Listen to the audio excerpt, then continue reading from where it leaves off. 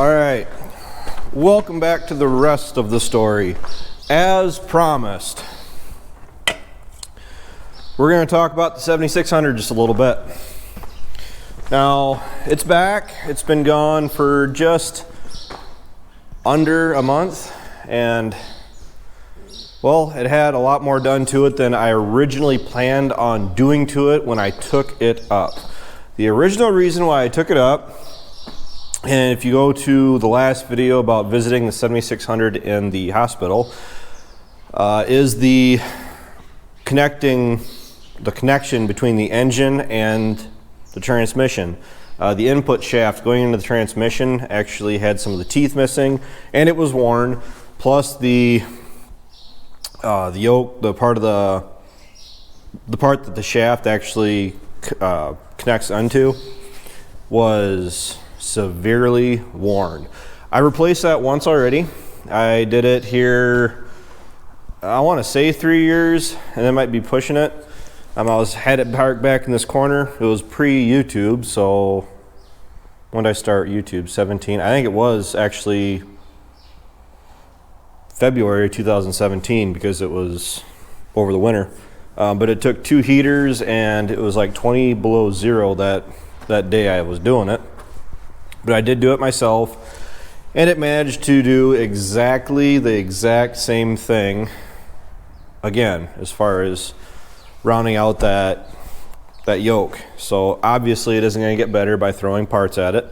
That was, I guess, actually the cure. They actually just had to dig a little bit deeper. They had to take that cover off the front of the transmission, which the cover was bad, the hydraulic, the gear pump in there was bad.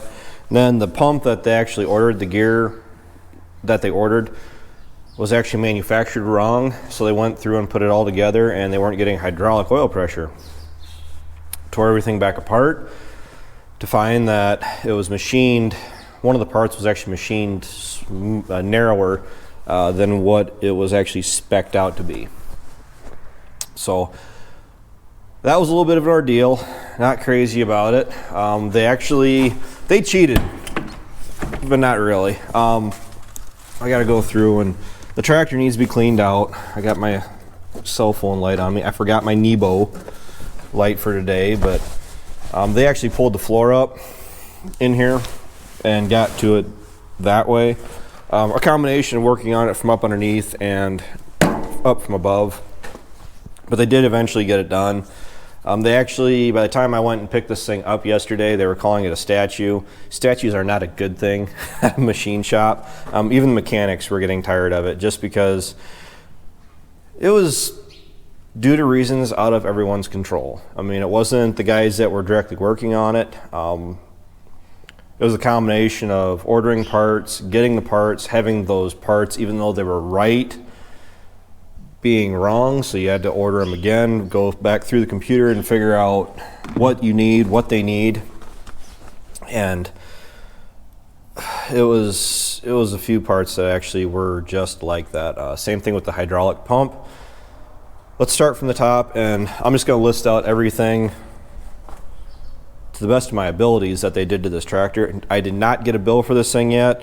I'm pretty sure it is going to be what he originally quoted me, within probably $1,000, give or take, because there are extra parts that were replaced. So the connection between the engine, transmission, all that. Then they went from that. My friend Ryan, if you guys saw that video or you go back and watch it, the reason that I was making fun of him about finding parts more wrong with it than we were really intended to, my friend Ryan was actually walking by and he noticed that it was leaking water right here, and you can't even see it, but it was back up underneath in there. That was one of the not planned expenses on this tractor. Unfortunate, it sucks, whatever. You don't run machinery like this and have it not break down. Things wear, and Granted, it was just something, another thing that was added to the list that I had to replace that I wasn't exactly planning on.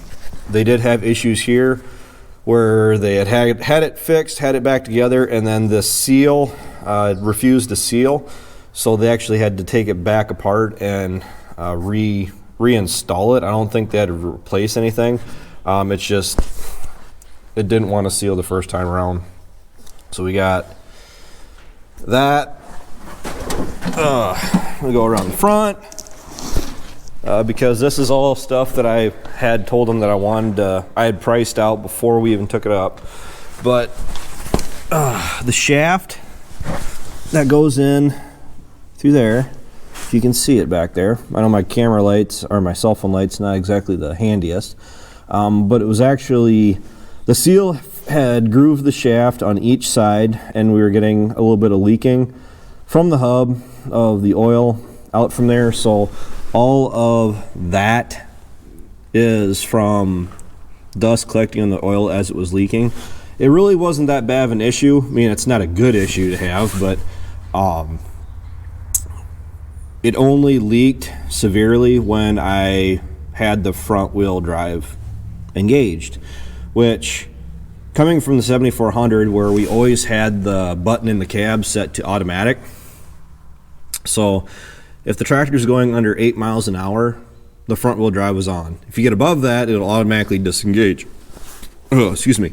I've been driving this tractor long enough, I should know, but that even with the front wheel drive disengaged, if you're going over a certain mile an hour, and I guess I want to say somewhere in that 14, 16 mile an hour range, and you hit the clutch and you hit the brakes, even without the button, even with the button in the off position, not automatic, just completely off, your front wheel drive, your tires will actually engage to help slow the tractor down and definitely help maintain control. So all this, as you can see, is not green anymore. Basically, if it's not green, it's been replaced. Same issue on both sides. I mean, granted, that wasn't something that was a huge deal. I mean, it still ran. I always made sure I had oil in it. It never ran empty.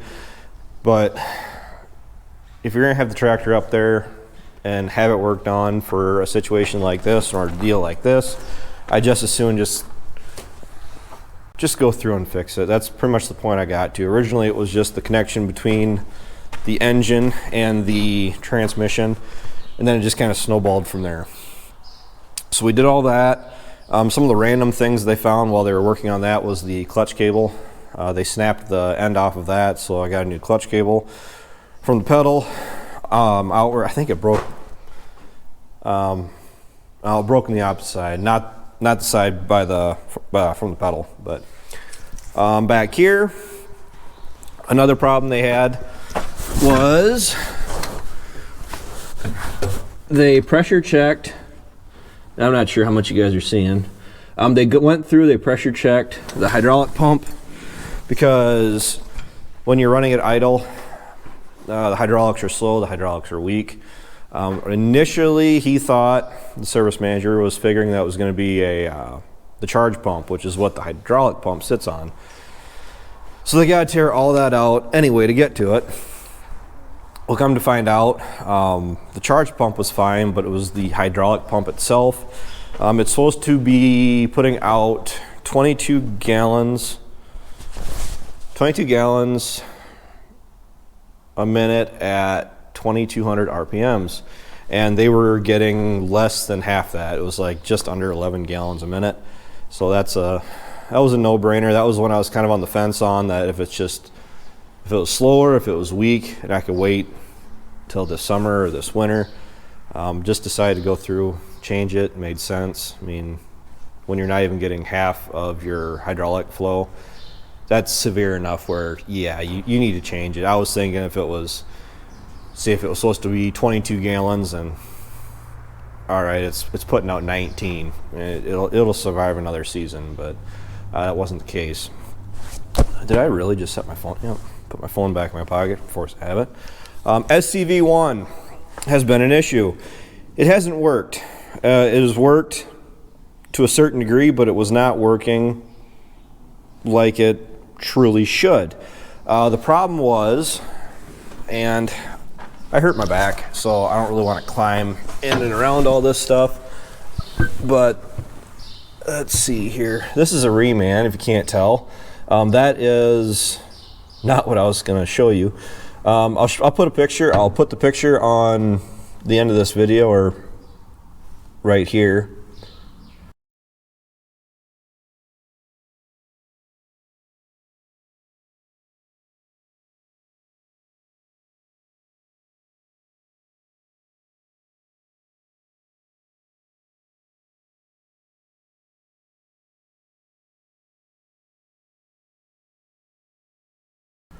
But this piece actually had a broken part of the casting from one of the bolt holes was actually broken out, and it was plugged in here somewhere, and they said that was causing me a restricted flow. So they did find that. We didn't know that was an issue, so I had to replace this. And then they had another similar block for SCV1, which should be the one on the tip of my finger there. What the problem with that one was, we diagnosed that last spring, and what it was is that when you engage it, the piston that goes up through there, screen lens is getting dirty, the piece that goes up through that block had actually scored the block just from all the use it was getting, and it wasn't allowing it to fully open up, fully move, and in the block there, and it wasn't giving me the full hydraulic rate when I would engage SCV1. So eventually I just got sick of it, where I was only using 2 and 3.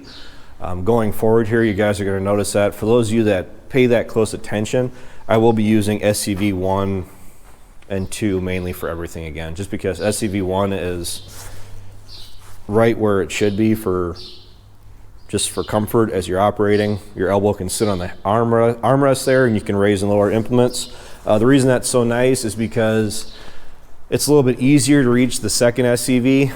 I've had people compliment me, not pat my own back here, but on how I can operate the HydroSwing 735 when cutting hay, and being able to reach SCV2 while still having your hand on SCV1 and raising and lowering and swinging the disc bind all at the same time is really handy. When you reach from 2 and 3, it's a little bit more of a reach. Granted, it's not as significant, but it's enough that it slows you down just that much more. And I'm gonna have a lot more hay I'm gonna be cutting this year.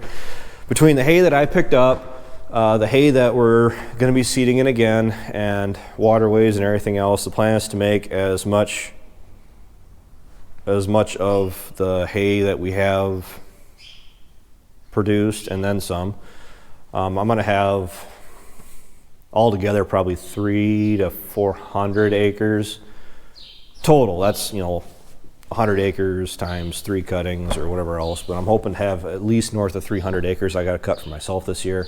That does not include everything that I'm planning on seeding down myself. So the 76 is my chore tractor. That is part of the reason why I went ahead and just told them just fix everything. Get this tractor back up to 100%, or as literally as close to it as you can, and I do believe they did. I do have a couple things that I have to fix. You guys can see, let me see here, we're missing a light over here. Somebody made the comment back when I said that the bracket that was holding it broke. Well, I did bend the bracket ever so slightly, but I do have another light that I'm going to be putting up there. I do have the bracket, the same bracket, yes.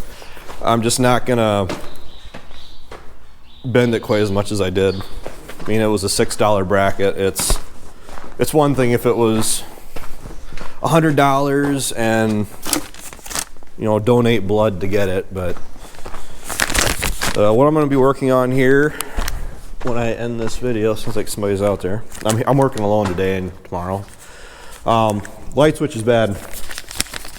Originally I used to have some, just the regular bulbs on here. I switched everything out for these A&I lights, super bright, super awesome.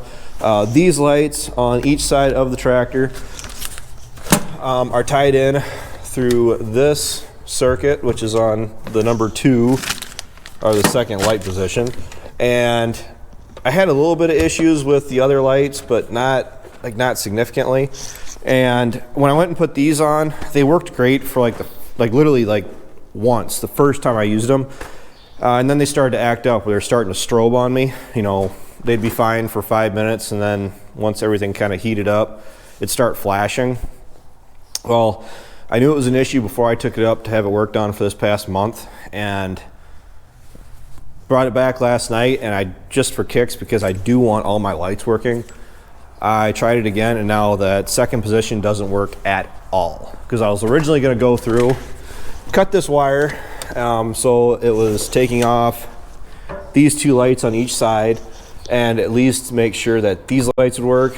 And if that was the case, I was actually going to wire in another switch and make these 2 independent and have their own switch. That may still be the case if this new switch doesn't work, but what it is doing is, when I tried it last night, it wouldn't work at all if you put it in the second position. If you turn the high-low beams on or switch the high-low beam switch, they wouldn't come on. These or those, nothing. But if I would, yeah, somebody is out there now. If I would have it between the second and the third position, and I would try to teeter it between both, then these would actually flash, which is a very strong indicator that the light switch is bad. So I got to get going because I can hear somebody's out there. 76 is back. We got to do some jobs. That's the acid applicator from Harvest Tech. Gonna make a video on that. We got a lot of space in the machine shed that we gotta have to work with. And yeah, I'll make a video on changing this light switch out. I'm hoping it won't be too bad. So thanks for watching, thanks for tuning in. I'm glad it's back. I like that 6R, but believe it or not, I would rather have the 76 over that 6R. I mean, I own this machine. That 6R was a $150,000 machine. It's nice to run them, but when you don't own them, you're definitely, or at least we are, a little bit more careful with machinery like that, because if something happens to it, you don't own it. Kind of makes you feel bad, especially seems how it is your responsibility to replace it or fix anything that's broken on it. I can buy 3 of these, 3.5 of these, not quite, for the price of that one 6R. For where we're currently at in life, we need more machinery around here, more tractors around here, more chore tractors, so we're not pulling pins quite so much. I would rather buy 3 of these over buying one 6R, but it's my opinion. Okay, thanks for watching. I've talked long enough. We can start focusing on some more shop jobs here. So until next time, I'll just talk to you later.